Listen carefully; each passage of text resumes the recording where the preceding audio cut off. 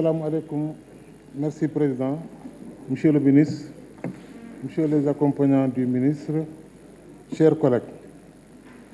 Monsieur le ministre, je commencerai par vous féliciter et remercier pour le soutien que vous avez eu à apporter aux cotonculteurs qui ont été frappés cette campagne par un insecte ravageur qui a détruit toute leur production.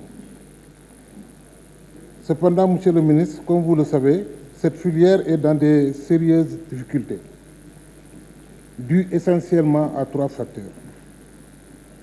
1. La concurrence de l'arachide.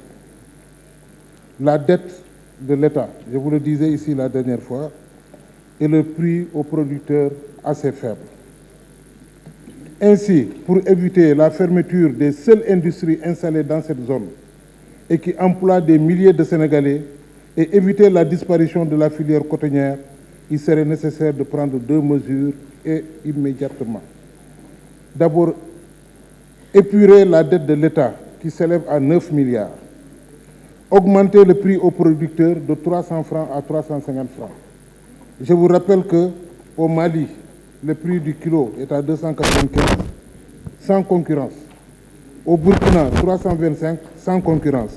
En Côte d'Ivoire, 320 francs, sans concurrence. Et au Sénégal, avec toute la concurrence de l'arachide, on est encore à 300 francs. Monsieur le ministre, pour le département de Tambacounda, en ce qui concerne l'éducation, nous souhaiterions que 2024 soit l'année du démarrage des travaux de construction de l'Université du Sénégal oriental, de l'achèvement des travaux de l'espace numérique ouvert, de la réfection du lycée commune Tambacounda qui est dans un état de délabrement très avancé, de la construction du CM de Kolibantan et de Sao Soukouta dans le Maka Kolibantan, de l'élargissement du programme de modernisation des cités religieuses avec la construction de Dara modernes à Maka, Kolibantan, Djendé et Medina Djaka, qui sont de très grands foyers religieux. Monsieur le ministre, nous attendons sur le plan de la santé la programmation de l'hôpital de niveau 3, promis précédemment par le chef de l'État.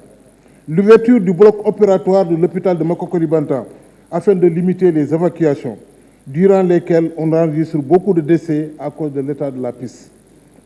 Monsieur le ministre, le recrutement des infirmiers et techniciens communautaires qui sont toujours à la charge des mairies.